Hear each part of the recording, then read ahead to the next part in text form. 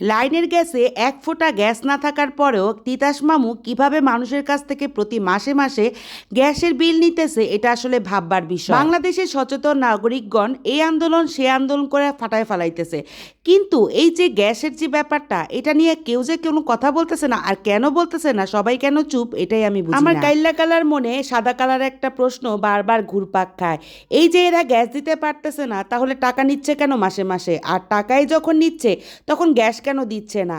তারা যদি গ্যাস দিতেই না পারে, এই যে মাসে মাসে টাকা নিচ্ছে, নেওয়ার পরেও পাবলিক লাকড়ির চুলায়, ইলেকট্রিক চুলায়, তারপরে মনে করেন নানানভাবে রান্না করতেছে, এই টাকাগুলা কে দিবে? আমি মাঝে মাঝে একটা কথা চিন্তা করে মুচকি মুচকি হাসি, সেটা হইল লাইনে কোনো গ্যাস নাই, কিন্তু সিলিন্ডারের গ্যাস কিন্তু অভাব নাই। টাকা হইলে হয়তো দাম বাইরা যায়, দাম বাড়ে, কিন্তু সংকট হয় কি জন্য? সিন্ডিকেটের কারণে।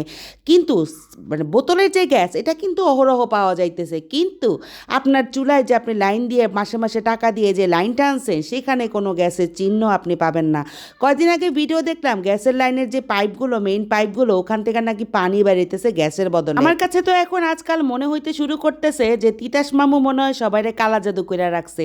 নইলে মানুষের যে শান্তি, মানুষ বলে পেট শান্তি তো দুনিয়া শান্তি, ঘরে যে রান্না বান্না মূল উপাদান হচ্ছে গ্যাস। গ্যাস না থাকলে মানুষ কেমনে রান্না করব?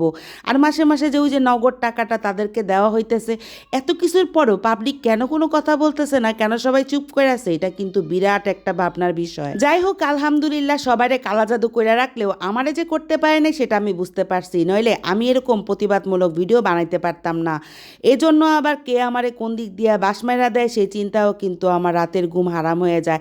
অনেক বলবো বলবো করেও এই প্রথম একটু বলার সাহস পাইছি।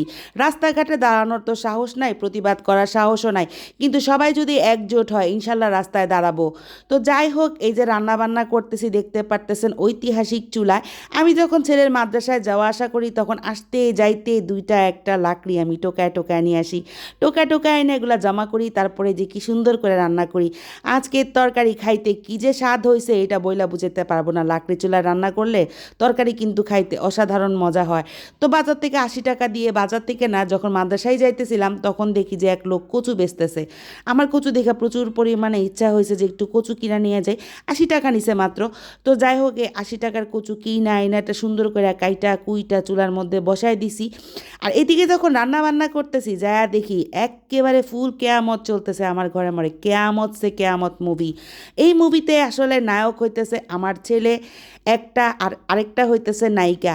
তো যেখানেই হোক, নায়ক আর নায়িকা মিলে এই যে এখানে যা কিছু করছে, সেটা আসলে বলে বোঝানোর মতো না। পুরা ঘর মুড়ি চানাচুর দিয়া তছনছ করে ফেলাইছে। তো এদিক দিয়ে গোছাইতে যায়, আইসা দেখি এদিকে এলোমেলো। আবার এইটা যখন আমি ঝাড়ু দিয়া মুইচা গোছাবো, তখন যায় দেখবো যে অন্য রুমের অবস্থা খারাপ।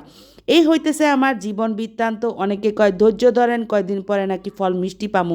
আমি জানি না কতটুকু ফল মিষ্টি পামু। এইগুলারে কষ্ট করে পালতাছি, কয়দিন পরে পোলার বউ আয়া কইব তোর মা কুট না। তো যাই হোক, এগুলা করতে করতে ঘরের বাকি কাজগুলো শেষ করতেছি। আর গ্যাস নিয়ে যে কথাটা বললাম, সবাই একটু চিন্তা ভাবনা করে দেখেন আমার কথা কি ভুল না সঠিক, আর একটু কমেন্ট করেও জানায় যান প্লিজ। আল্লাহ হাফেজ।